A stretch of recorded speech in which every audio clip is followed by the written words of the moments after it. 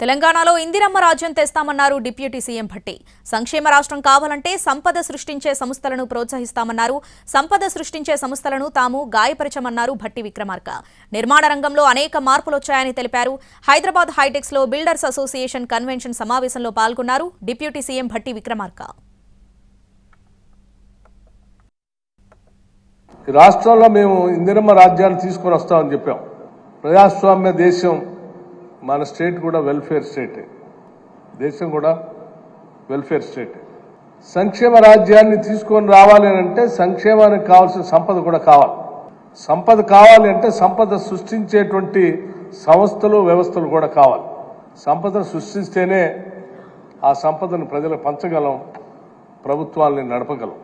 సంపద సృష్టించేటువంటి వ్యవస్థలను కానీ వ్యక్తులను కానీ ఎప్పుడు కూడా గాయపరచాలనేటువంటి ఆలోచన ఇందిరమ్మ రాజ్యానికి ఉండదు, ఉండబోదని నేను చాలా స్పష్టంగా చెప్తాను.